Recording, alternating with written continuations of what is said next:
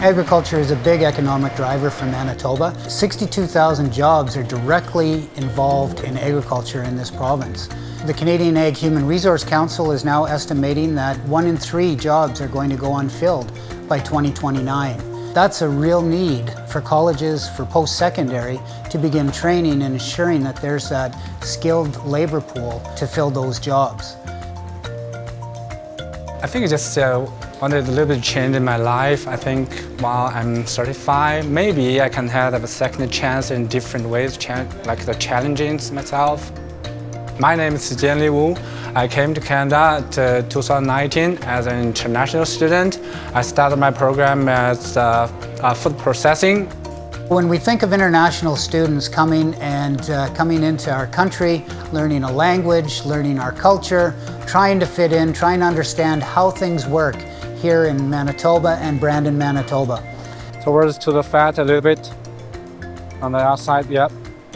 Just a little bit, good. We have an exceptional instructor with Jean Lee. He came to Canada, he took our food processing program, and he worked at Maple Leaf for a period of time, and he's now an instructor here at the college. He's loved by students, he's passionate about his work, and he's making an exceptional change in a lot of students' lives here at Assiniboine Community College. In this program, the students, they're gonna learn the things like poultry processing and lamb processing, pork processing, beef processing, and also part of the seafood.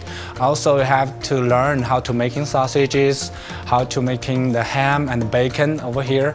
So basically, if you want, after your graduation, you can have your own butcher shop or you can run a meat department. When I started my class, I always saying, safety is your priority. It's not about your knife skills.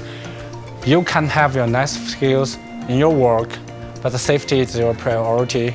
Because we are food handlers, you don't want to pass any germs or disease to your customer. So you got to learn the skills how to handling the food safety to your customer and how to control the environment or keep the safety environment while processing.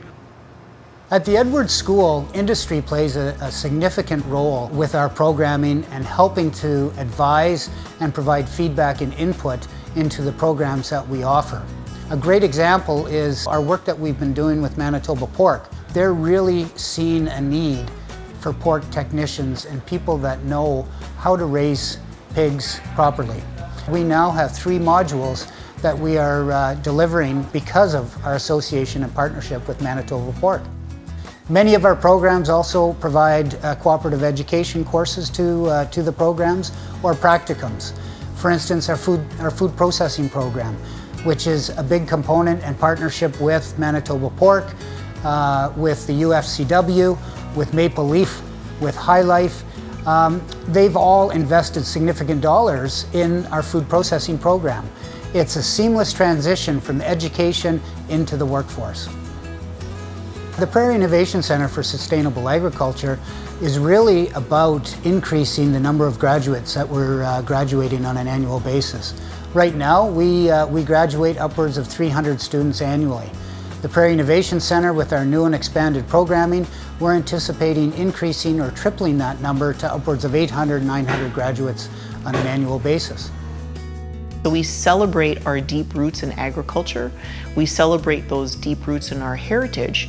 And now, as you know, we're talking about animal protein production, particularly in the hog sector, we look at how that sector has impacted the region. So when you're looking at some of the stats, you know, Manitoba is the highest pork producer province in the country. So that, you know, the progress there and innovation that the sector has embraced is really in response to population needs. Manitoba is the breadbasket of Canada. Here at ACC, in the Wheat City, we're producing graduates that are going out into the industry and filling in-demand jobs. You can turn knife a little bit on this curve and it will be fine. I do really enjoy that I can pass my knowledge to my students, because when I start here, my instructor who has passed away, Leonard. He's a really nice guy, and he teach me everything over here, and he was my best friend. And he not just on this on campus side to help me, also for living in this country. He gave me lots of help and introduced me to his friends, and also he helped me to improve my language skills. So after he passed away, I think it's a kind of part of my responsibility to pass his knowledge to the next generation.